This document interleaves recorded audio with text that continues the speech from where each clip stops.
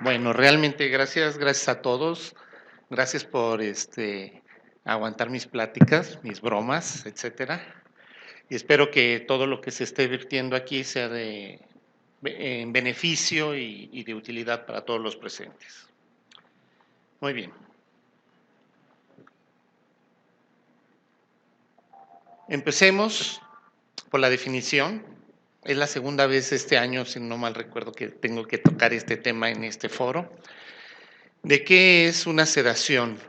Y pues es el estado de conciencia que permite a los pacientes tolerar procedimientos poco placenteros, mientras se mantiene una adecuada función cardiovascular y la habilidad de responder de forma adecuada a órdenes verbales y o estímulos táctiles.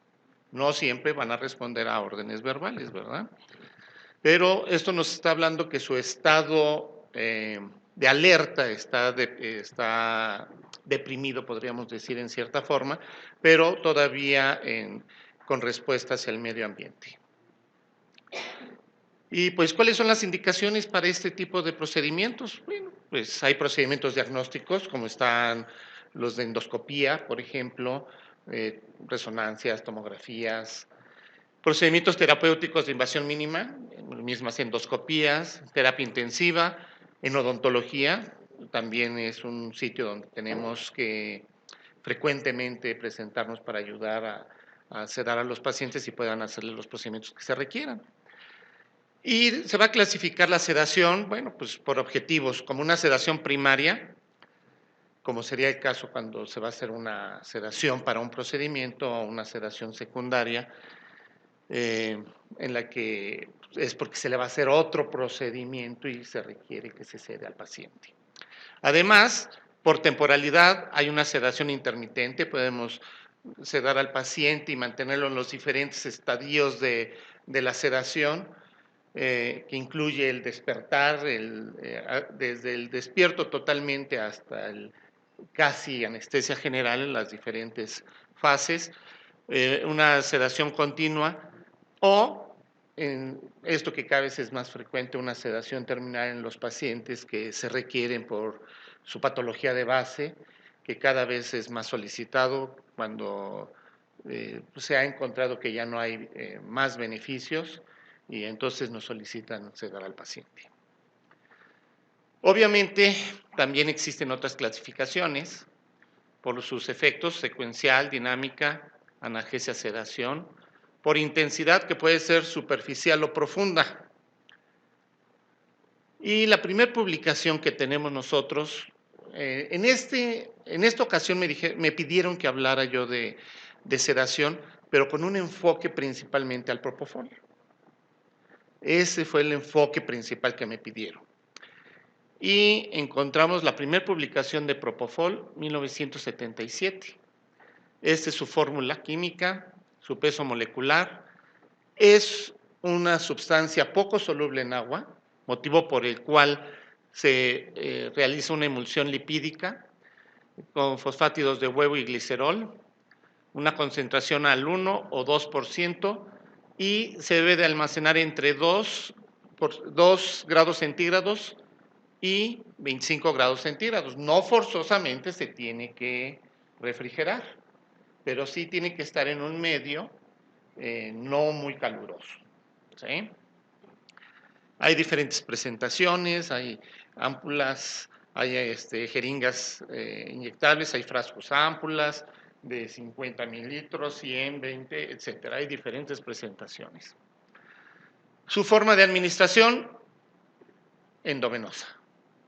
¿Sí? Esa es la forma de administración, pero puede ser infusión continua, bolo único, bolos repetidos, o pues lo que cada vez se está haciendo más conforme vamos entendiendo más la farmacología, la farmacodinamia y la farmacocinética del propofol, perfusión por objetivos de concentración. ¿Sí? Algunos de ustedes han visto que ando cargando mis bombitas que nos ayudan mucho para hacer esto, precisamente, perfusión por objetivos de concentración. Y veamos, un bolo intravenoso, nosotros tenemos concentraciones que disminuyen rápidamente. ¿Por qué disminuyen principalmente? porque se distribuye del compartimento central a los diferentes compartimentos. Esa es la primera caída que vamos a tener nosotros después de un bolo único en el propofol, pero también existe otra forma que hace que disminuya del plasma el propofol, que es por su eliminación. Y tiene un modelo tricompartimental, o sea, pues esto es algo que entendemos bastante bien los anestesiólogos, y los que no pueden preguntar, ¿verdad? En los cuales tenemos los muy perfundidos, y que son superficiales como músculo, los profundos como grasa, se une a proteínas, albúmina y a los eritrocitos, se une a los eritrocitos en un 97-98%. Y tiene un metabolismo muy rápido, principalmente por conjugación hepática. Obviamente, si una persona tiene un trastorno en la función hepática, bueno, pues se va a prolongar el efecto del propofol, tal vez no en el primer momento, porque se distribuye rápidamente el fármaco, pero como se metaboliza en el hígado, va a haber una segunda fase plasmática, y obviamente eso va a repercutir en el sitio efecto, que es principalmente el cerebro, y va a volver a subir la concentración a estos sitios. Y el metabolismo, como ya platicamos, conjugación hepática, por lo cual en los niños muy pequeños la conjugación hepática y la sulfurinación todavía no están totalmente desarrollados, por eso se prolonga un poco más el efecto, ¿sí? Y así es como se va a metabolizar. Se excreta en un 88% por vía renal, un aclaramiento de 25 a 35 mililitros por kilo minuto, tiene una histéresis, esto es muy importante, el KO o K0, que es la base de cuando nosotros lo usamos en TCI, en concentraciones endovenosas por objetivos, una vida media en el contexto de 5 a 10 minutos, y esto es importantísimo, es el hipnótico de vida media contextual más corto que existe en el armamento de nosotros los anestesiólogos. Estas características lo hacen el hipnótico de elección en anestesia y o sedación ambulatoria. Es el de elección. Tiene un rápido despertar, sus pruebas psicomotoras se normalizan en 90 minutos. Claro, cuando hacemos un procedimiento como una endoscopía o una resonancia, bueno, pues el paciente se va antes de los 90 minutos, pero un adulto responsable puede ayudarnos a que lo esté cuidando de que no vaya a firmar cosas que no deba de firmar, como pues, puede ser el acta de divorcio o alguna cosa. Pero bueno, da la suficiente profundidad de sedación para poder colocar una máscara laringea, que es invasión mínima de la vía aérea. Puede darnos la posibilidad de una intubación sin relajante muscular en un caso de urgencia, cuando tengamos un paciente que tengamos que intubarlo con una extrema urgencia. Puede ser el propofol el fármaco único que administremos para poderlo intubar. Y tiene un efecto antiemético directo.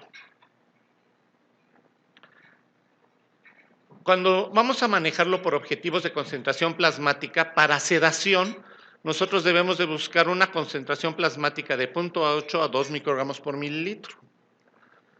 Inicialmente, vamos a tratar de mantener 1 microgramo por mililitro y vamos modificando paulatinamente 0.2 microgramos por mililitro cada 5 minutos hasta llegar al estado de sedación que nosotros deseamos, obviamente cuando tenemos el tiempo suficiente para poderlo hacer paulatinamente. Y esto nos puede ayudar para disminuir la incidencia de depresión respiratoria, de hipotensión y de bradicardia. ¿Sí? El modelo de Snyder es el más eficiente cuando vamos a utilizar concentraciones bajas. ¿Sí? Existen diferentes modelos farmacológicos y farmacocinéticos, para nosotros dar la sedación continua con propofol, pero cuando vamos a usar concentraciones muy bajas, como por ejemplo en endoscopía o para una resonancia, que es un procedimiento que no es doloroso, pues necesitamos concentraciones muy bajas y el modelo de Snyder es el más eficiente en esas circunstancias. Y se puede ajustar de acuerdo a la edad, las concentraciones, de acuerdo a la edad, que pues hay modificaciones en su depuración, en su metabolismo, etcétera. Existen protocolos de sedación controlada por el paciente, en el cual se va a buscar un objetivo inicial de 1 microgramo por mililitro, esa sería la concentración inicial, y se van dando incrementos de 0.2 microgramos por mililitro cada 2 minutos hasta llegar al momento en que el paciente ya no lo va a aumentar más porque ya se durmió.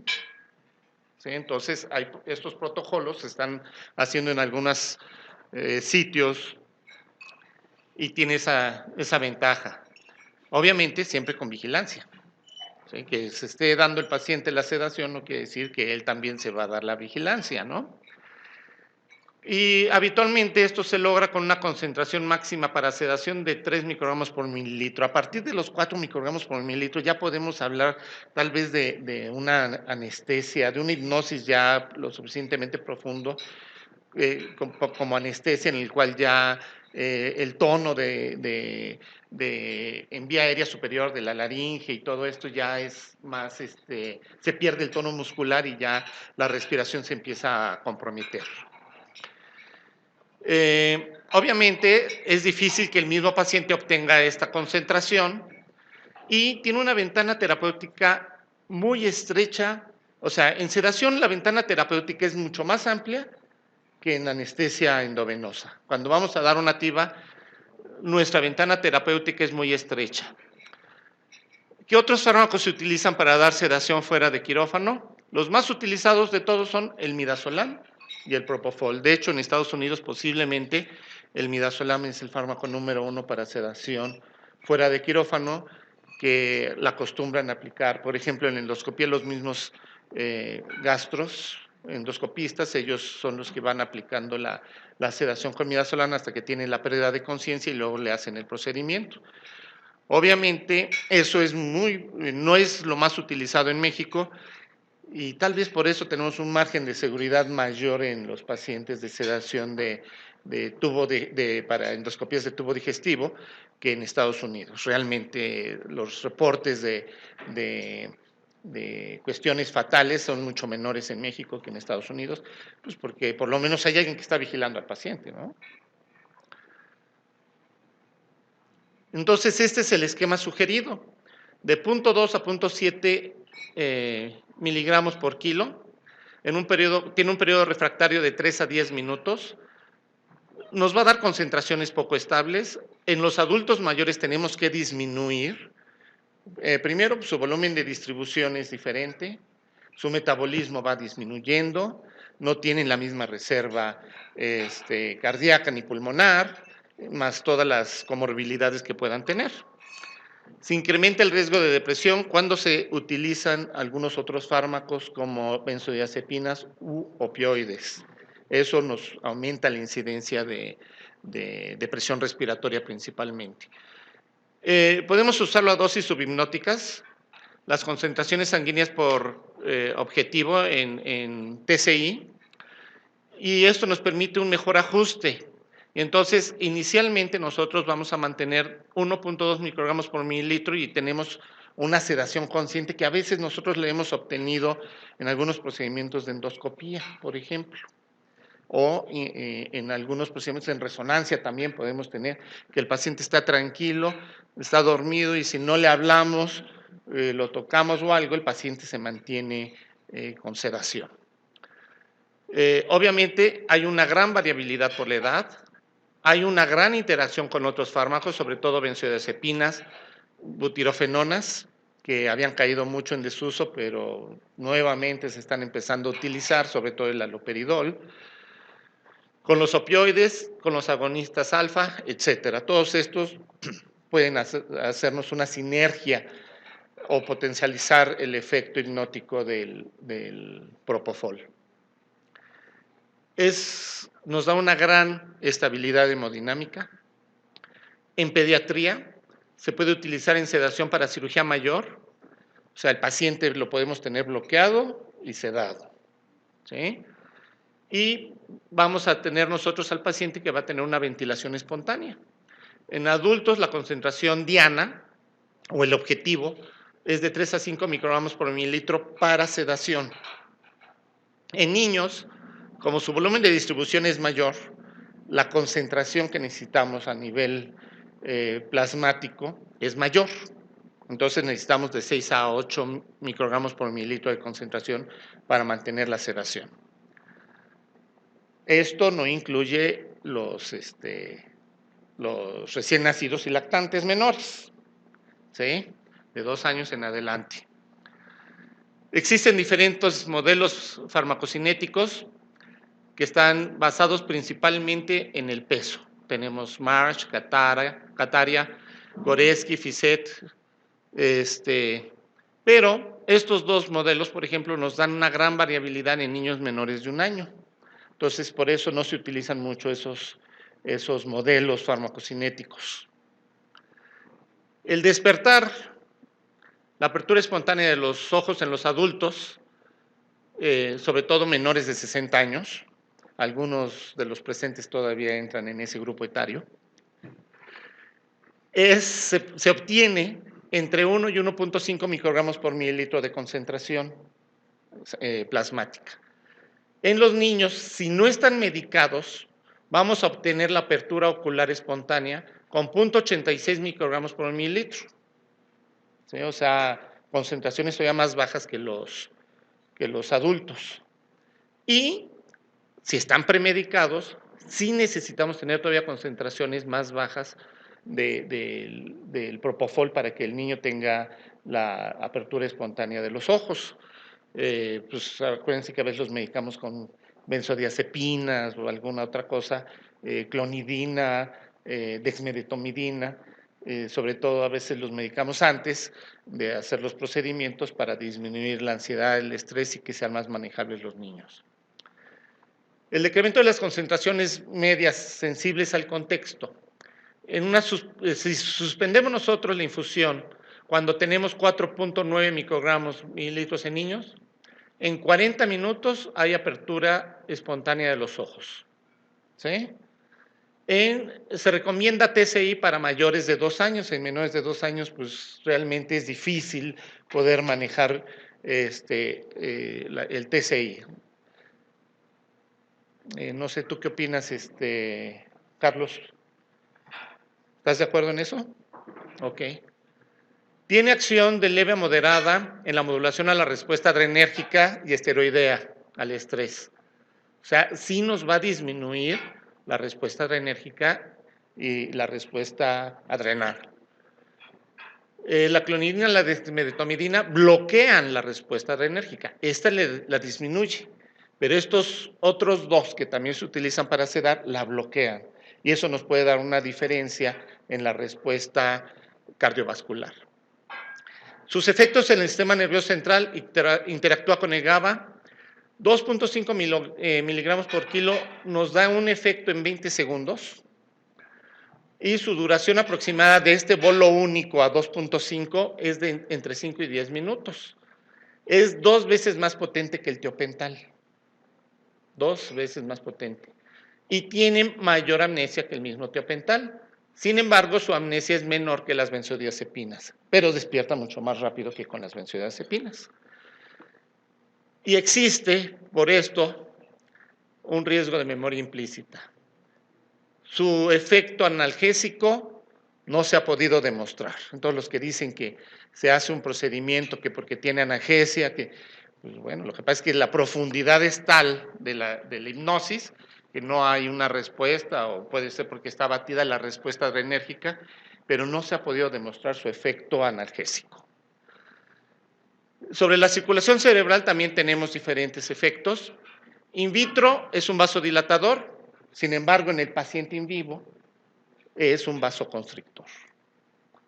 Disminuye el consumo del oxígeno en un 36%, disminuye la presión intracraneana en un 30%, En el paciente sano, si nosotros estamos manteniendo una infusión con propofol, se mantiene la autorregulación.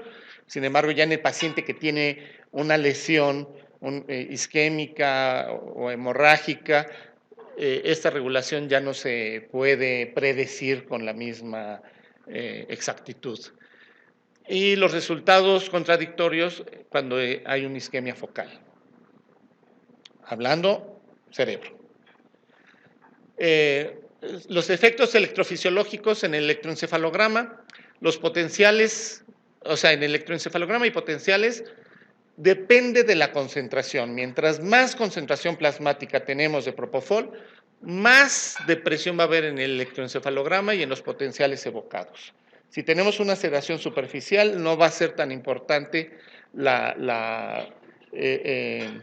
el efecto que va a tener en estos estudios, y se puede realizar, porque una de las indicaciones es pues, realizar un electroencefalograma o potenciales evocados en un paciente que no se deja, un niño que no se deja, que tenga algún trastorno de conducta o que es muy pequeño. Entonces lo sedamos, pero tiene que ser una sedación muy superficial para que nosotros no estemos modificando la respuesta de estos estudios, ¿verdad? Por la sedación va a haber un ritmo alfa, el ritmo alfa que se va a convertir en ritmo beta. Van a aparecer ondas delta con periodos de silencio, que se le llama el burst suppression. Y puede aparecer cuando hay cuando es más profunda la sedación, un trazo isoeléctrico. Y ching, ya me lo eché, pero no, es un efecto del propofol.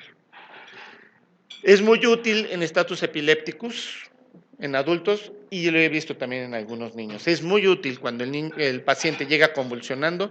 Esto nos puede ayudar muchísimo para yugular las crisis convulsivas, ¿no? Continuando con los efectos electrofisiológicos. Si nosotros ponemos una infusión muy lenta en niños, podemos observar mioclonías o hiperclonía. O sea, el niño empieza a tener aumento del tono muscular y es un efecto directo del propofol. No sé qué tan bueno sea o no. Alguien dijo que es bueno. Datos de epilepsia, no hay datos de epilepsia en el electroencefalograma. Al parecer, el origen de que nos esté afectando la respuesta de los trazos de la captura del electroencefalograma es a nivel subcortical y medular. Hay una posible alteración en transmisión en la glicina y el GABA. O sea, si nosotros, el paciente, le damos el propofol y tenemos mioclonías e hipertonía, pero no hay ningún cambio en el electroencefalograma. ¿Sí? Entonces, esto es lo que nos dice que puede ser subcortical o incluso a nivel medular esa respuesta que estamos teniendo. Dentro de los efectos cardiovasculares, obviamente el más importante de todos es la bradicardia, que en niños sobre todo, que su tono simpático no es tan importante como en los adultos, son más dependientes de la frecuencia cardíaca para mantener una presión de perfusión. Entonces, si nosotros producimos bradicardia en el niño, obviamente vamos a tener una mayor hipotensión. ¿Ok? Pero es principalmente debido a la bradicardia. ¿Sí? Entonces, en la inducción puede haber una disminución de la tensión arterial entre un 25 y un 40% transitorio.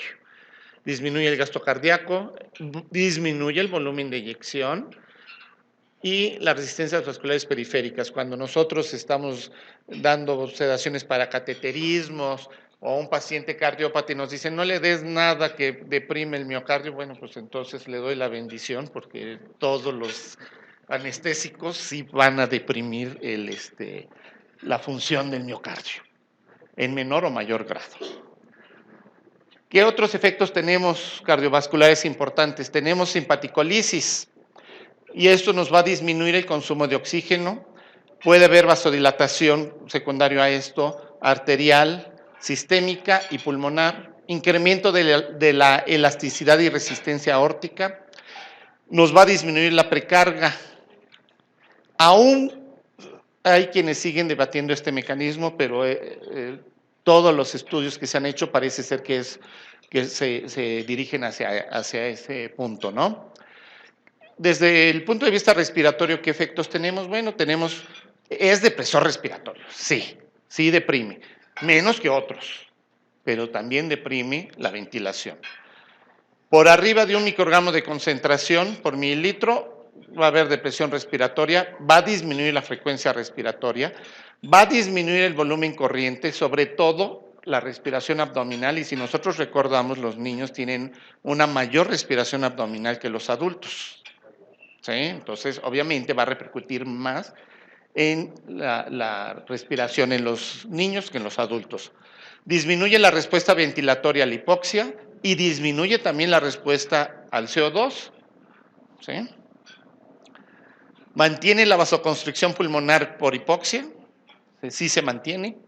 Es estable cuando hay en el tono del músculo liso a nivel bronquial. Disminuye el diámetro anteroposterior de la faringe, pero esto es por la relajación de los músculos, de los músculos de la faringe y laringe, y eso es lo que nos va a disminuir el calibre de la vía aérea. ¿Sí? Y esto pues obviamente si nosotros le estamos poniendo CPAP, se va a disminuir este efecto. ¿Sí? Y va a disminuir los reflejos laringeos. Podemos hacer una invasión mínima, como poner una mascarilla laringea o una cánula nasofaringea para ayudarlo a que ventile espontáneamente. Disminuye la presión intraocular entre un 30 y 50%. La respuesta en la presión intraocular al intubar es menor, o sea, cuando nosotros intubamos a un paciente, va a haber aumento de la presión intraocular. Pero si usamos el propofol, esta respuesta es mucho menor que con otros hipnóticos. No afecta la electromiografía, disminuye el reflejo de deglución. Obviamente los presentes no tienen propofol porque están deglutiendo bien. No disminuye el tránsito intestinal. Y la repercusión en la función hepática es mínima y nula repercusión per se a nivel renal. Posiblemente si bajamos la tensión arterial media, pues sí puede haber secundario una repercusión en la función hepática y en la función renal, pero no es directa, es secundario a la disminución de la presión de perfusión. No afecta la función córtico suprarrenal, como el etomidato, ¿se acuerdan? No altera la coagulación, no es teratogénico, produce dolor durante la inyección y durante la inducción rápida puede presentar tos, hipoagitación y mioclonías. Eso se puede presentar, es normal, se presenta más en niños que en adultos, ¿sí? Tiene un despertar inmediato con respuestas a órdenes sencillas rápido. Y pues existen diferentes escalas para tratar de medir el despertar y la recuperación de la sedación, ¿verdad? Como son todas estas, que ya hemos visto en otras ocasiones. El despertar a largo plazo es bueno, ¿sí? O sea, el paciente a veces se va de aquí, pero todavía tiene efectos y te puede responder bien, pero todavía tiene efecto de la sedación. ¿Sí? Puede llegar a su casa y no se acuerda todavía de cosas que hizo en ese transcurso. ¿Sí? Entonces hay que tener cuidado con eso. Sobre todo que firmen los cheques antes, para que no haya problema. Ok. El despertar de 200,000 anestesias en el 80 que se hicieron, hubo 27 depresiones respiratorias, esto con propofol, y 7 defunciones, 5 comas persistentes. Obviamente, eso con la curva de aprendizaje ha disminuido. Entonces, es muy importante evaluar el despertar. El tiempo de despertar condiciona el flujo de los pacientes en las unidades ambulatorias, en las unidades de resonancia, de tomografía, de endoscopía. ¿Cuántas veces queremos sacar al paciente y están los cubículos ocupados y tenemos que mandarlos a urgencias. Entonces es bien importante el despertar de los pacientes porque eso va a condicionar la cuestión que le interesa a los dueños de este lugar, qué tanto entra, qué tanto se maneja y qué tanto más van a poder percibir, ¿no? Esto es algo muy importante. El paciente que se seda con Propofol tienen una sensación general agradable, una sensación de autonomía. En general hay una ausencia de confusión, o sea, más rápido se recuperan y desaparece la confusión que con otras sustancias. Muchos lo comparan con el midazolam. Y obviamente la confusión y la autonomía con el propofol es mucho mayor que con el midazolam. Entonces, hay una pronta recuperación de sus capacidades en comprensión y retención de las órdenes que se le están dando. Bueno, esas son las diferentes escalas del despertar y pues creo que es todo. ¿Sí?